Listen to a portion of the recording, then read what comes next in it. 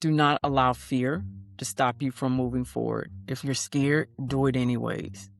If you're hearing impaired, if you're dyslexic, if you have some type of neurodivergent type of issue, then I look at AI like Grammarly can go in and rewrite that. I have, just especially when you're hearing impaired, the way they speak in sign language is very different than how we would talk. Just to pass AI off or generative AI off as a cheating tool is really minimizing what it can really do to help your students. If you have a student say, write your thesis statement, and then go in and have AI to revise it, and you help the student step by step to develop the type of thesis statement that you want, I think it can better demonstrate AI. Welcome back to 10x AI, the show where we explore how AI doesn't replace people, it amplifies them. I'm your host, Julius Neil, and as I've told you before, every episode we talk about innovation, the new emerging technologies, and we invite innovators, builders, and thinkers. And today, our guest for today is Dr. Alyse Jordan. She has background when she started as a librarian. She has 2 master's degree, and now she is a doctor. So, Dr. Alyse, can you walk us through how you became from librarian now as a generative AI specialist? So emerging technology has always been my background from library school. So emerging from putting desktop computers on your desk to access to the internet, moving from CD-ROMs to the internet. So I've always been a proponent of emerging technologies and bringing that to the library world. And so with generative AI, I see it as a tool to be used in, say, workforce development, building businesses, and moving into AI literacy to AI fluency, and how it can have an impact on every aspect of your life. Yeah, so your academic path spans political science, then religion, then information studies, and leadership.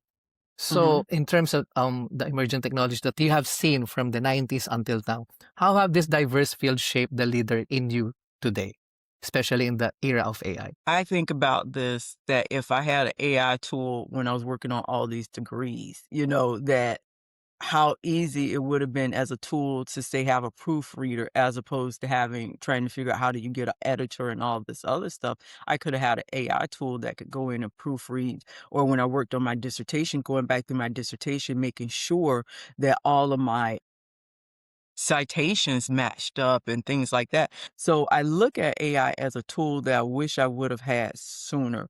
And I think it would have amplified the work that I want to do in giving back to people. I look at AI as a literacy tool, like reading. AI is a literacy tool. You mentioned about the citation, like for example, now the AI is not really accurate. Like if you search for something and you wanted to have some references, and then it cites some sites, that are not really real, or it's hallucinating. So how do you think should people use AI as an accurate, or what they call this, reliable source of good information? So one of the things that I see that's very similar, so if you use Perplexity or Consensus, those are research tools. So, but you can go in the same way I had to go in and check my dissertations on citation. You go to the journal first, look for the volume number, the issue number, then the page number, and then you can see if that's a real article. Right now, I think it's still practical to check, to references that are listed. I still think you need to check that, but that becomes a part of the background that I have in, say, information literacy. I apply the same rules to AI literacy. You go in and you verify and make sure that whatever that tool is being listed, you make sure it's actually real. And then 2, is it an academic source? So anything that Consensus, Perplexity, or any of these other research AI tools list, you still need to go in and verify, click on the link, and make sure that that article is actually there. Yeah, that's one It's one of the things. So when I use, any of these AI tools, I still check, especially with referencing. So it's a Mhm. good tool when you have to have some overview or some brainstorming about the ideas or the topics that you wanted to delve into. But at least, when you check all those references and ask for the reference, you still have to check. Now, the challenge for the people right now is, how do you know if the references is, for example, it's easy if it's academic. If it's an article, it can be any other website that is, even in Google, you can see that. How do people should check the accuracy or the authority of that website, of that reference? So I still use information literacy evaluation process for that. So if it's a internet source, so is the source a government source? Is it a nonprofit? So you look at the organization first to determine that. So you can click on the link if there's an article there, fine. Okay, so who's the organization that's putting that out? Is that a vlog? Is that a person who's giving their opinion? So if you're not using this source for academic reasons, that resource might be fine. But if you're using it and you're trying to support an argument or a framework, and maybe it's not necessarily academic, it could be for work or project you're working on, you still want to vet the source in which that article is posted. So if it said www.whitehouse.gov, well, I know because it says .gov that that's a government website. So that gives me some credence that this might be okay. Clicking on the article, well, who actually wrote it? Was it a journalist? Was it an author of a prestigious novel? So I'm going to go in to see who actually wrote it. So you're looking at the vendor, you're looking at the author themselves. Are they a journalist or are they a blogger and they don't have any credentials? But they've been writing about this topic, say, for 10, 15 years, you might lend a little bit more credence to that. So I'm not, so those are things I would still use information literacy tools like how we go in and evaluate resources. And then there are now, for example, in AI, there's a lot of news that students are graduating from university using AI. Mm. Even if their thesis or dissertation, they use AI. There is some news like that, and some that recently is one consulting company just use AI to submit the report to the clients. So in these times of different generation, where, like, for us, for me, I'm used going to the library and check all these books. Mm. Now, how the new generation should have that due diligence when they only have all the information at the finger at the internet? How would they develop that? So it's going to be the reader. So if someone's doing a dissertation and AI writes that dissertation or thesis for them, the reader, you have to remember your audience. The audience to a dissertation or thesis, they've been working in that area probably for 10, 15, 20 years. So by reading it, it's the same thing as if someone goes to the internet and they find an article and they submit that. The reader is going to evaluate that. One, what type of resources that they use. Did they use a lot of internet websites, that they use a lot of reports, that they actually use articles, that they actually use books, and the language in which is written? This person who's evaluating the dissertation and thesis, they've been reading this person's papers for years now. Think about the long process in which you go through. So your committee has read your writing before. So if you turn in a dissertation and thesis and you're using language you've never used before, that's a red flag. A lot of times when you're talking about those type of manuscripts, it's very specific information to that topic. So chances are there hasn't been a lot already written on it. So it's going to have very basic information. Someone who already holds a PhD or a doctor of education, reading that, they're going to know that that's not their work. So it's not like sending it through a checker, but the reader themselves, because of their merits and their background in this field, they're going to know that that's not that student's work. And So I mean, it's easier for a dissertation or thesis to prove that that's not necessarily their work because you can compare it to their previous papers and say the language in itself is not the same. The resources that they use was not appropriate for a thesis or a dissertation.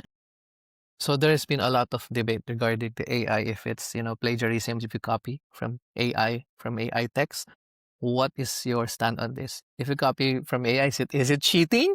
Or just because there is an argument that I was the one who prompted, so it's still my idea. So what's your stand on that? Is it plagiarism? For example, we yeah.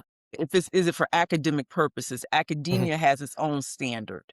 If you're Yeah. writing a work report, if you're doing something for a community organization, I think it's different how you evaluate that. So if you're doing it under academic standards, the rules are going to be pretty clear that in academia, it says they want original work. So if you're writing a paper, the university is looking for original work. So I don't think using AI is you can do, to generate the whole paper or manuscript, you know.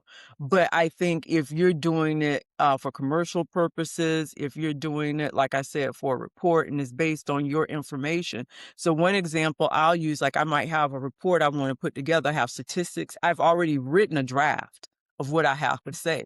And if I use AI and it goes in and it elaborates more on some of the points that I made, I don't consider that cheating because the original Mhm. draft came from me. AI has helped me to shape my ideas, state things maybe clearer or to emphasize certain things without being rude, but having a professional tone. So I think when you come to cheating or plagiarism, it depends on the environment in which, or who's your audience. That's the simplest way to put it. Who's the audience that's receiving that information? Okay, that's a great point, and I think it's a very good reference, maybe in the future, how our educators or the academia should deal with the AI because it's going to be the new norm in the future. So there must But be I would some, take it yeah. I would take it a step further. If you're hearing impaired, if you're dyslexic, if you have some type of neurodivergent type of issue, then I look at AI like Grammarly can go in and rewrite that. I have, just especially when you're hearing impaired, the way they speak in sign language is very different than how we would talk. So if that could help that person communicate better, why not? Right?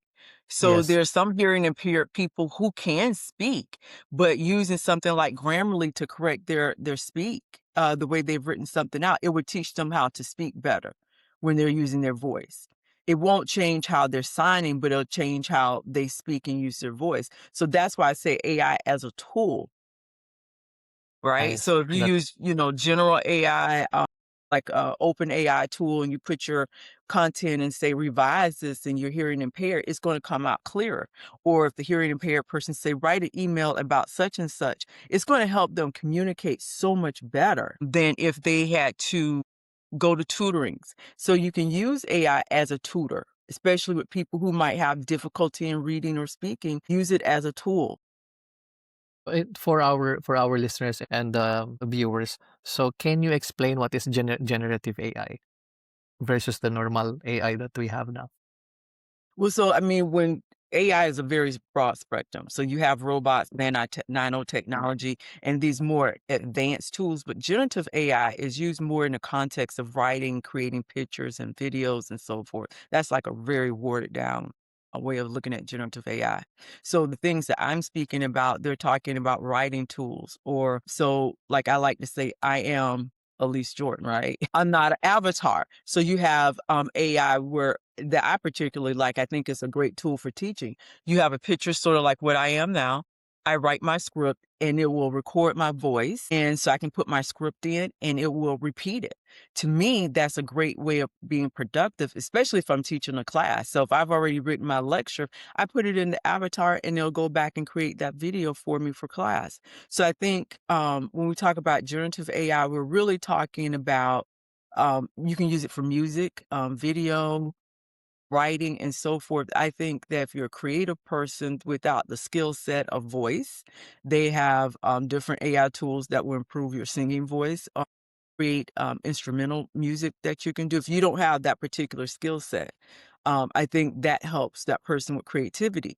But at the same time, there are people who do that for a living. Graphic designs, you can use generative Mhm. AI. Like I wanted to create a logo. So now instead of paying someone $150 to create a logo, you can go into AI and it might be $9.99 a week and you create your logos or something like that, right?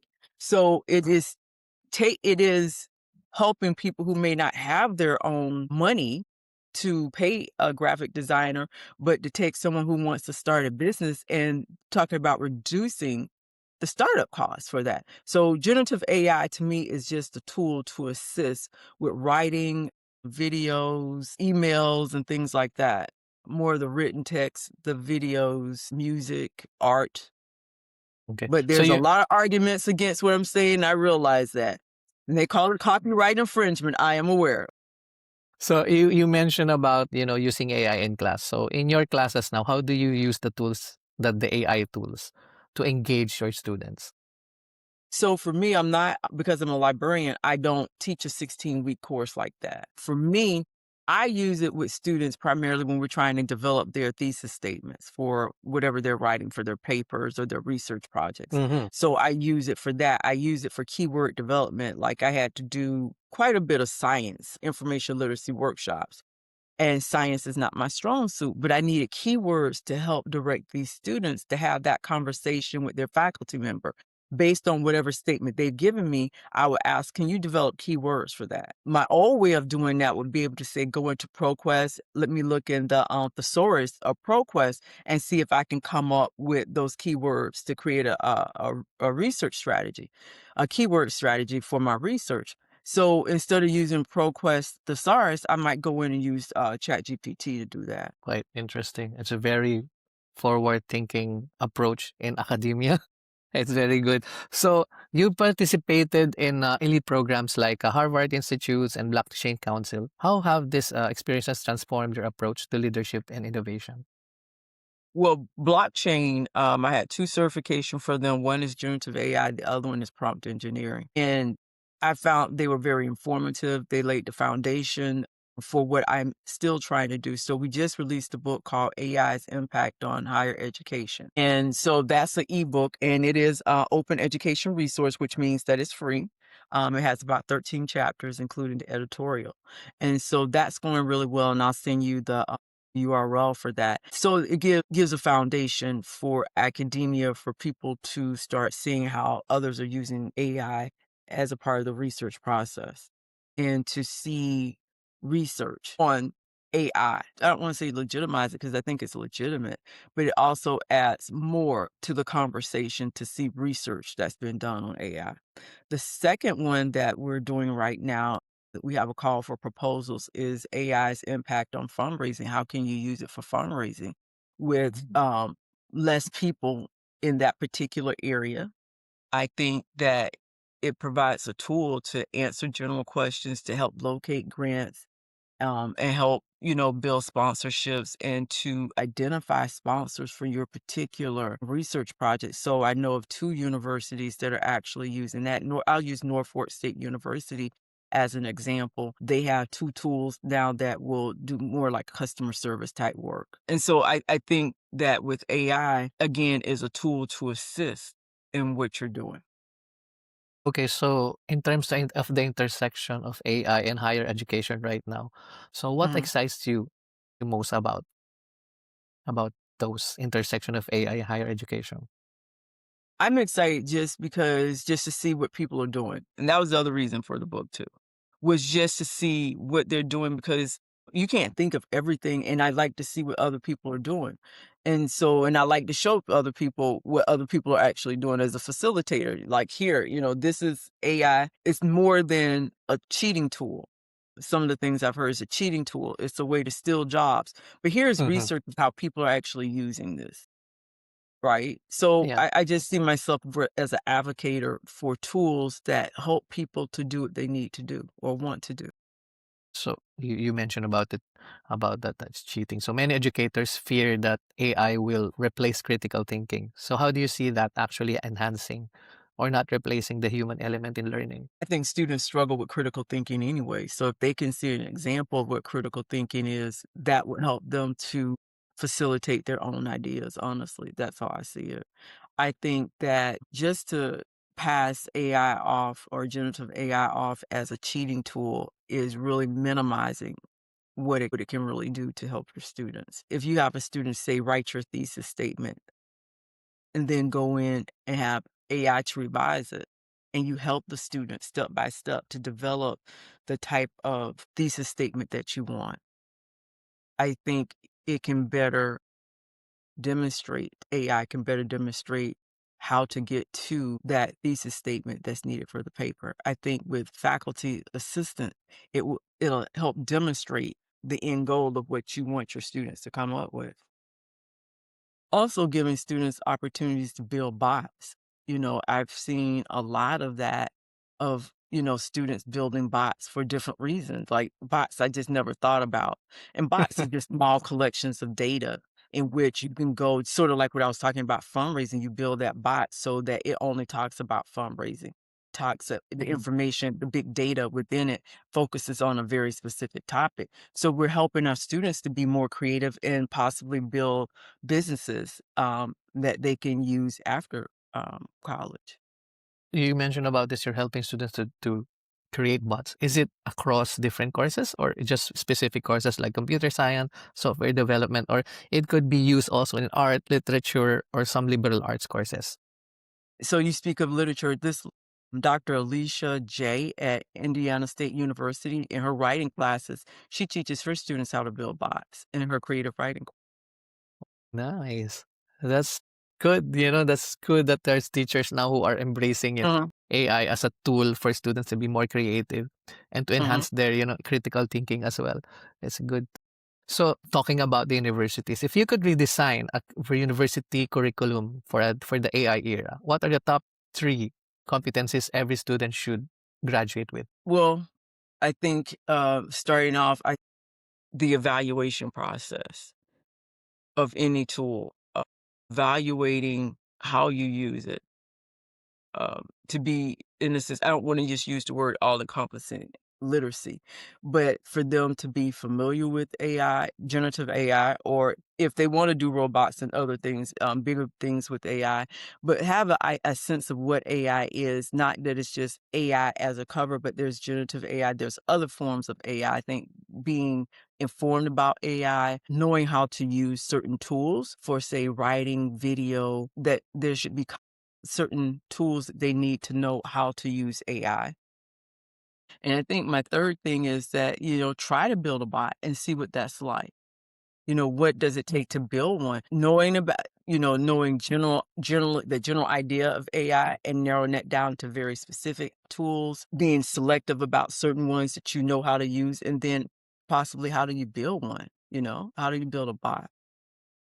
Yeah, in terms of, for example, a lot of universities now in educational institution teach about collaboration between teams.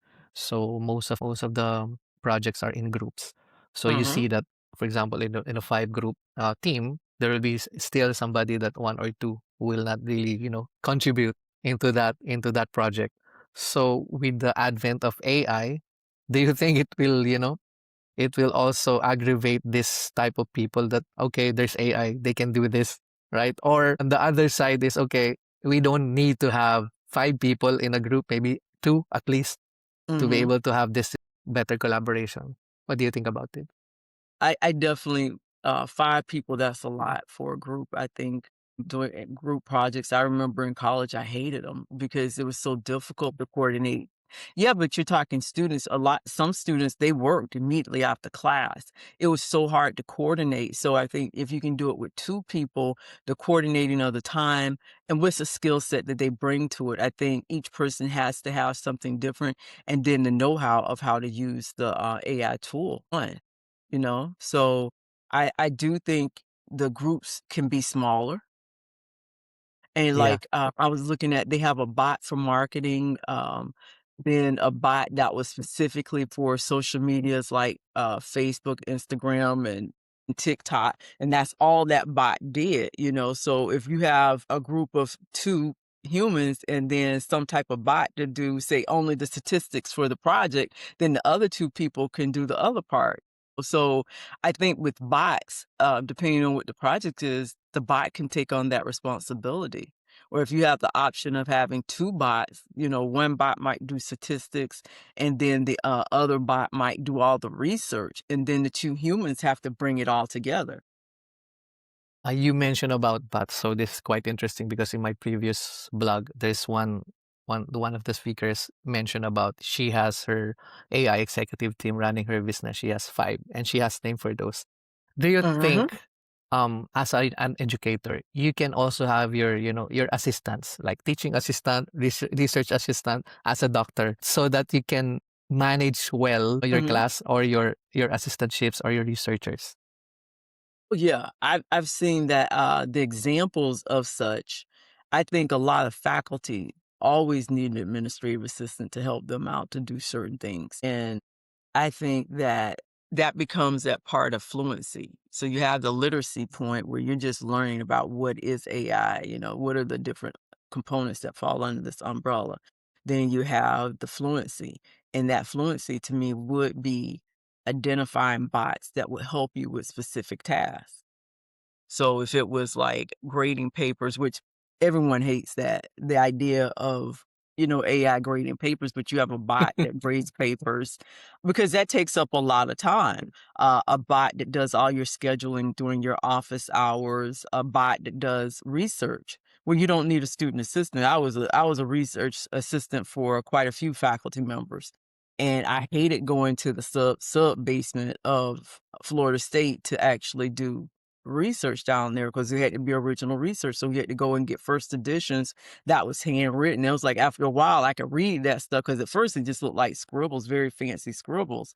But suppose you have a AI bot that can go down to the sub basement and get that original research, read it, summarize it, and then if you take a direct quote, show the citation for it. So I think that, yeah, if faculty could have bots that could do different things for them, then yeah, a bot that does their lectures, you know? Yeah, I remember when I was taking up my master's degree in innovation and business. So we always have five group teams, 5 persons in one group. So whenever we have this paper that we need to do, so most of them are very young. So we have this Google sheet that we need to, not Google sheet, Google document. So they Mhm. will separate chapter one. Oh, okay, you Julius, you do top chapter one. Okay, Alyse, you do chapter two. And I was really amazed of how can we do that in coherence without even talking. So these are, Uh-huh. the new generation. They just do whatever that they can do. So imagine during that time when there's an AI, right? Maybe they can say this is the draft, and then a tool AI that can have the coherence of that paper, and then as long as the teacher knows this is the draft, and then this is AI generated, maybe in the future they can, okay, this is good, there are some human elements that we need to edit on that paper, and that's it. They can actually approve that as a real paper for academic. What do you think about it? Mm, I'm not sure. I think that the human element has to always be involved. Hmm. And And I go ahead. because during that time, our problem is all of us are working, so nobody has the time, to polish everything. So we always send the paper.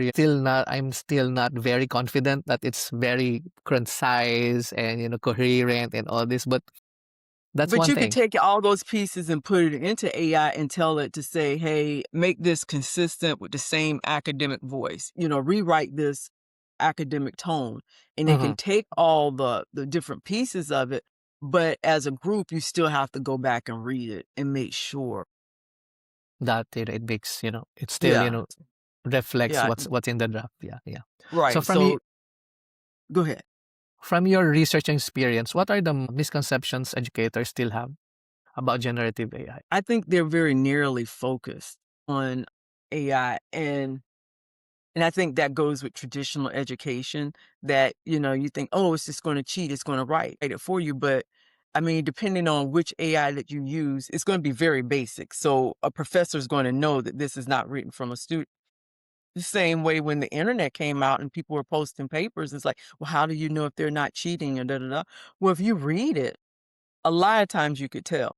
And I was teaching a religion course at one point, and this kid turned this paper in, and I was like, you failed. And he says, well, how do you know? I said, dude, what is that word? Can you say it? No. Can you give me the definition? Well, you said you wrote that. And I told him, you have to take the zero. You don't have a chance to rewrite that. So I think there has to be a point of AI literacy for faculty, and then they have to learn how to use some of the tools because there's so many tools out there now.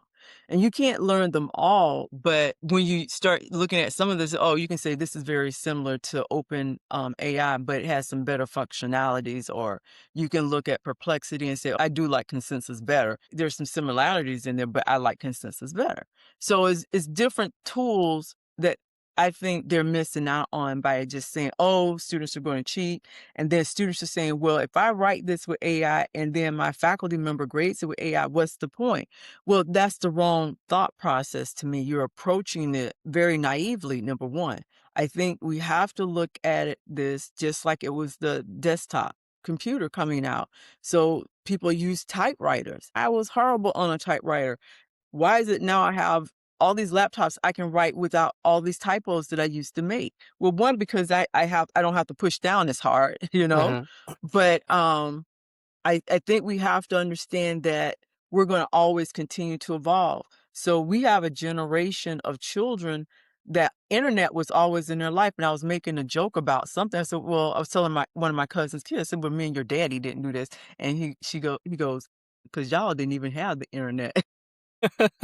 So you have you have this generation that's coming up that internet was being introduced to them, but then you have a whole nother generation where they've always known the internet. And I think as faculty, we have to look at this emerging technology as an emerging technology and explore it. And I've been on research council at one university I was working at, and this particular faculty member said, no, there's no way to that I'm going to allow my students to ever use this. And so another person responds, well, the university is going to purchase Pilot for the whole university. And he says, well, my students aren't going to use Pilot. And so I was like, oh, okay. And then the next thing we know, he says, what is Pilot? I'm like, you're criticizing something you don't even know what it is. So that's one of my biggest issues with faculty is, do you know what it is that you're talking about? And if Yeah. you go in and put your paper topic in, what results do you come back? Because most students don't want to pay for it. They want to use the free version anyways. And the more you pay for it, yeah, the more advanced your answers are going to be. But I lean towards faculty being able to evaluate those readings and know that that possibly is. Maybe because there are some professors who are in the different generations. So based on the emerging technology that you have mentioned before, what are the patterns that we can see, or what are the lessons that we can learn from the emerging technologies that you have observed for the last 20 or 30 years? I think technology is always Yeah. emerging. And I love technology. I love to see what we can do. Could I have ever thought that I can ask a question like with Apple Siri, I can ask, I shouldn't say Siri because it's going to come on, but if I say something, can you turn on a light? Can you do this? With me, emerging technology is just always very exciting to me to see what's new's coming. I think we have to be open to things that are new, like driverless cars. I'm not interested in getting in one, but it's interesting to me to see them drive. I lived in Arizona, and so like down in Phoenix, they had driverless cars and they were having accidents. It's like, oh my God, type of thing. But I'm always open to technology, electric cars, driverless cars. I'm just always open to see what's new that I couldn't have imagined. And I think with faculty, we have to stay open to emerging technology that comes in. You may not like it, but have you tried it? What are you using? So that's always my question to anyone that says, well, I'm not going to use that. I don't like that. I was like, well, what is it about it you don't like? But what tool that you use that, offended you so much? And chances are they haven't used anything. It's just based on the talk or secondhand conversations they've overheard or like that. Yeah. So maybe this is one part is they don't know what they are talking about, or they are against They're not with. familiar enough with the tool. Yeah. Yeah. So that's Yeah. why they're very afraid to do that. So you are a strong advocate of mentoring. So how do you think Mhm. AI has changed the landscape of mentorship, and what aspects must always be there as a human? I think in mentoring is always a reciprocal type relationship. I just had a mentoring relationship from 2 years ago. I'm still with that person, but I don't see it as a mentorship because I learned so much from that person. So how I learned about AI and fundraising and all this stuff, and I was like, hold on, let me record this because I'm not going to remember all of this. because I learned so much, but I had the research knowledge of how to go in and do research and how to do certain things with research that that person didn't have, but they had this other skill set where they built an avatar, they built a bot specifically to address certain topics. I'm like, oh, I'm very interested in listening to their research topic that they were working on. So to me, I think mentoring is a great way to reciprocate. You're exchanging your knowledge and obtaining knowledge from someone else. And I think that people who are not familiar with AI should say they're not familiar with it. I'm not talking anymore about faculty, but just in general, if you're not familiar with it, talk to someone who is actually using it, learn how to. And that's how I learned about AI. When the students came in, talk, why don't you just use this? And I was like, I don't know what you're talking about. And I said, oh, I heard that in the news. And it's like, open Mm-hmm. this up, type this, type that. And I was like, oh, wow. And so I started using it, and I was telling another person about it. And, they were like, I heard about that. I heard about that. And I get this note. I had talked to that person on the phone, and I get this rapid knock on my door. And I'm like, what is going on? I said, come on in. And I was like, can you tell me how to do that again? I said, why didn't you just call? No, I ain't want to call. I need to come over here. So I gave the person a list of prompts and showed them Mm-hmm. how to do it. And so sometimes I get an occasional call like, how do I do this again? That type of thing. So for me, it was showing other faculty and staff how to use ChatGPT that got it Mm-hmm. circulating in my immediate circle. So I think if you have people who are around you who are open to it, teach them, some things. And like I said, I gave him a prompt. And next time I talked to him, he's like, well, I use ChatGPT for this. And then I use Grammarly for this. And I was like, wow, wow. Like that person had created like their own process. So I think Mm-hmm. that's one thing is peer mentoring to our peers is to show them how we're using it. And then hopefully they will do the same thing and share it with someone else.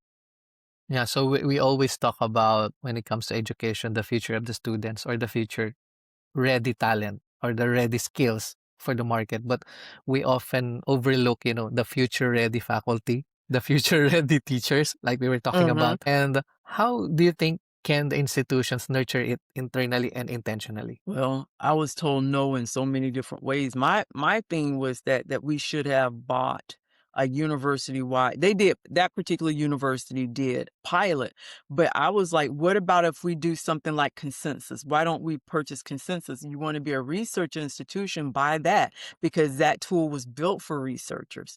And it's a little bit more advanced. And they were like, never, But one faculty, her department paid for it for their students. And to Wow. me, in librarianship, you have to pay very, very expensive costs for databases. And some of these databases are hooking up with third-party vendors like a Consensus or Perplexity. And, they can pull from open education resources as well. But the databases are so expensive, a common person can't just go in and access university-wide databases like this. So to me, with AI and research purposes, it opens the window, it opens the door completely to having access to information you wouldn't otherwise have. So like in foreign countries, they don't have access to a lot of our databases if they don't have the funds to purchase it. With Yes. open education resources, that does provide international access to research. So you can get research from China, Africa, and so many other places because there's an open educational resource. I think with using generative AI like Consensus or Perplexity and some of these other ones, that we can make that research more readily available. So say like medical journals and things that would help people globally. So I do think that that is a way that can opening up how people can access resources as opposed to these very expensive databases for Yeah. medicine or for business. Yeah, that's a very great point because there are, countries who doesn't have the resources or the budget to be able to have those resources. I think in the future AI will equalize and it will make more inclusivity within the countries when it comes to Mm. the resource and information sharing. So everyone will be inclusive. Everyone will have the access to the same information, same accurate and quality information. And then, of course, the cultural literacy, maybe there will be some aspect of the cultural literacy will be integrated into that AI.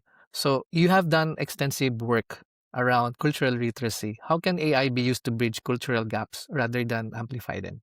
That's a good question. I think that for me, so I've been over to England quite a bit and having conversations with those abroad from the United States. It seems like they're much more advanced than we are.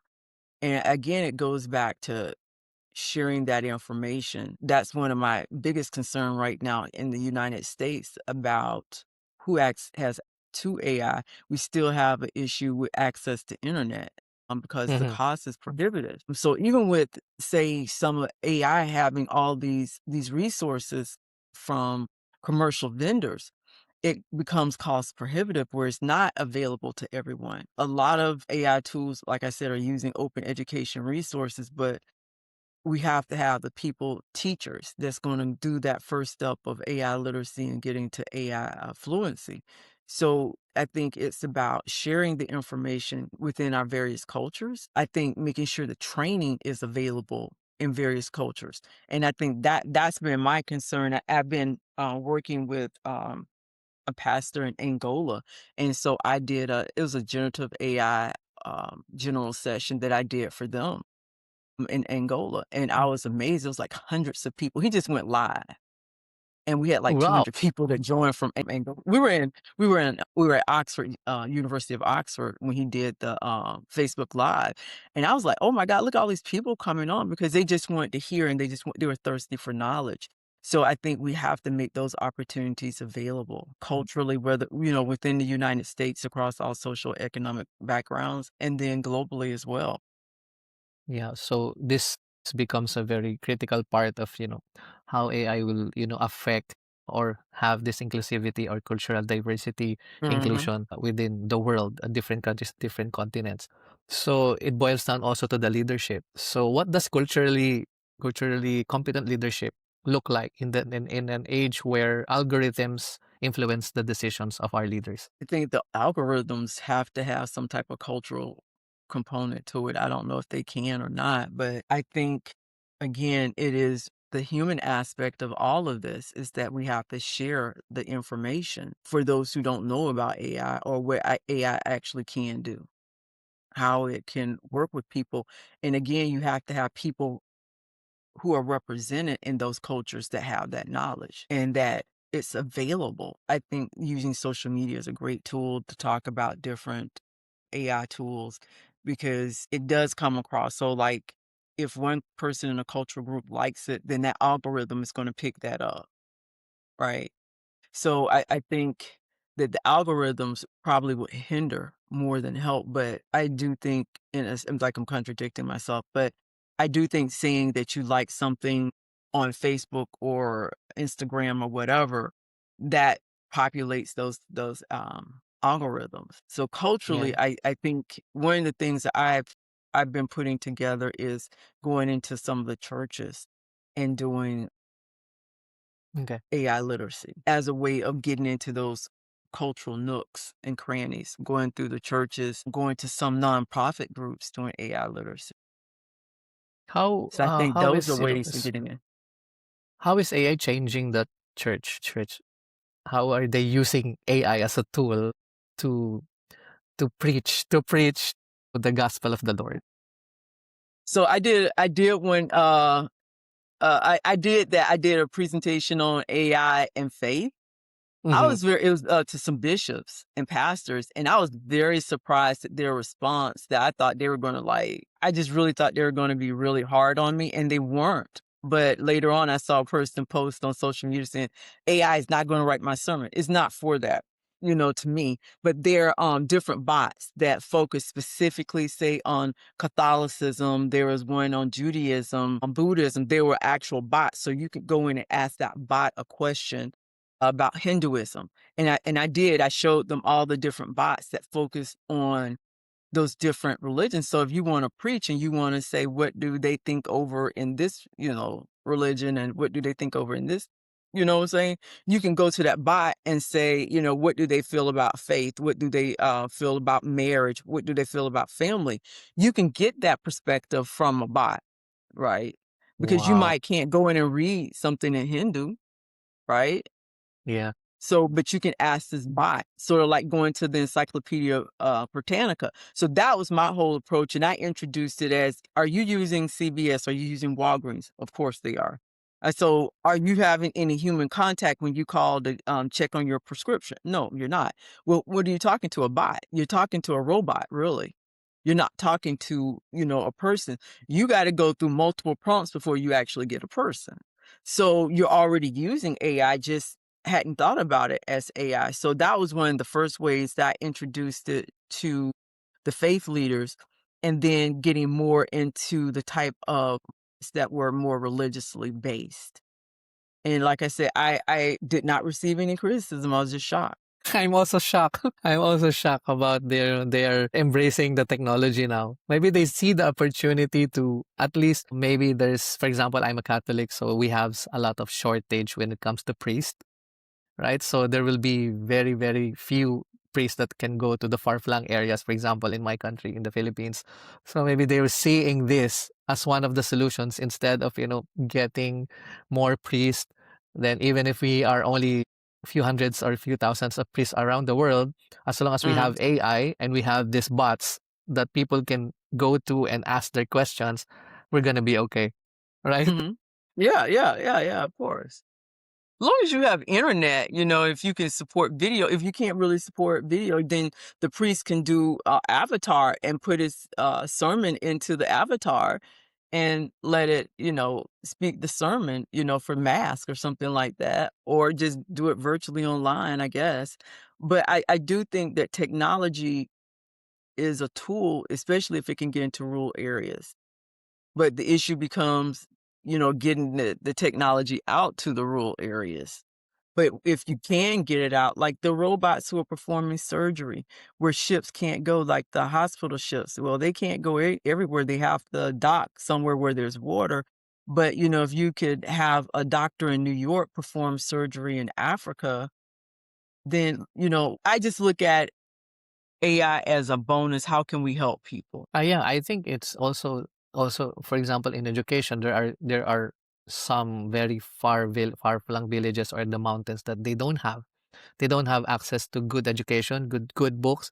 But if the internet will be there or mobile, 5G or 4G, and Hmm. then they have these bots, so it can equalize whatever the Hmm. information or the education that the city people are getting, they will be Hmm. able to get that too in those purpling areas. I think it's going to Hmm. be an equalizer as long as the leadership that we are talking about, the leadership, our government will be able to have some AI governance when it comes to education, when it comes to several other poverty issues. So it becomes more inclusive for everyone.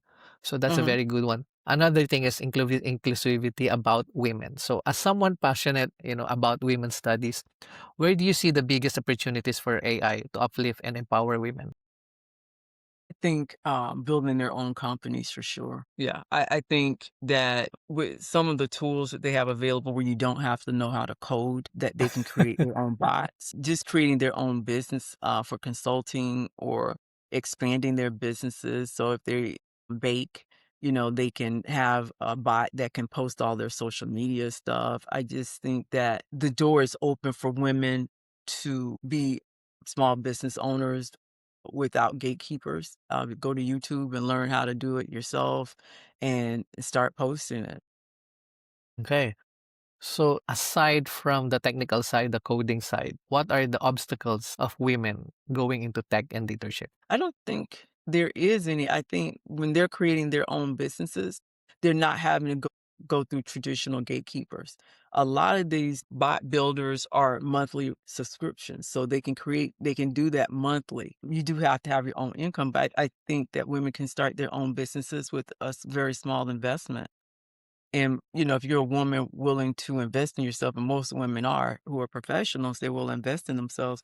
I think AI is giving them a great opportunity to start their own business. So in your journey as an educator, as a professional, as a career woman, who are the women who have already deeply influenced your journey? Mary McLeod Bethune has always been a big influencer for me. created the National Council on Negro Women, Bethune-Cookman College down in Daytona, Florida. And she got started like with $1.57 building all of this stuff. And I've read her autobiography, how she went on a campaign and wrote letters and went to visit people to get money. And I think that if she could do that with $1.57, what is it that women can't do? So fast forward 10 years, revision of the future. What does a successful AI-empowered education ecosystem look like to you? I don't know. I think it will be highly productive. I think there'll be a diverse group of people working in it, in that field. I think our children will be a lot more creative in making their own bots. And I think that the younger children will be heavily involved in it, where they may not even consider going to college. They're just creating their own country, their own companies. So if you could give one message to the next generation of women, leaders and innovators listening to this podcast, what would that be? Do not allow fear to stop you from moving forward. If you're scared, do it anyways. That's a very nice message. So thank you very much for all of that. Now we will go to the rapid 10x round. So I'll ask you some personal questions about AI and how you integrate that to your daily life. So my first question, what's one AI tool you actually use every day? That I use every day. I use ChatGPT every day. Okay. Every Okay. day, yeah, every day for sure. Another tool that I think is a tool to consider is Boodle, Whoa. Boodle. Yeah. Mhm. It has a variety of different, so you might find Perplexity, you might find Claude, you find a variety of different types of ChatGPT tools in there. Okay. And then number 2 question, what's one task AI has already 10x in your life? So what one task AI does for me every day, is that what you're talking about? I mean, that was elevated the way you work. Elevate my life? Yeah. I'm sure it's ChatGPT. Like any ideas I have or things I want to formulate, I use it a lot for just shaping my ideas. Okay. And then what's one human skill AI can never replace? Creation of ideas. For me, anyways. Creativity. Yeah. If you could automate one annoying thing forever, what would that be? Probably responding to emails. What's the biggest misconception about AI right now? That it's replacing people's jobs. And I don't believe that. What advice would you give to someone who wants to become X of himself or helps herself to starting today? Learn about AI because it really does help you elevate up. What would you tell your younger self about the future? Go to law school. Why? Because that was something I always wanted to do and I never did it. So I was like, you can go to law school. You could have did that. So what's one book, podcast, or research that shaped your thinking about AI or innovation? That would be good to know. There's not one resource. I do a lot of, I don't want to call it researching, but scanning LinkedIn to see what's new, what people are talking about. I use LinkedIn a lot more than anything to see what's happening with the different trainings that are out there, what new tools people are using. If you had to bet on one AI trend that will be massive in 3 years, what is it? Something like Boodle U, where you have multiple AI tools bundled in one place. So in one sentence, what does X mean to you personally? Growing 10 times more than what I am right now. So thank you very much for that very nice discussion with you and conversation. I learned a lot from you, and it was quite interesting in the education space and other industries, and then also the religious the religious space also. So it was quite a refreshing topic. And if our viewers and listeners would like to contact you and have you as their mentor or consultant, so where do they catch you and how?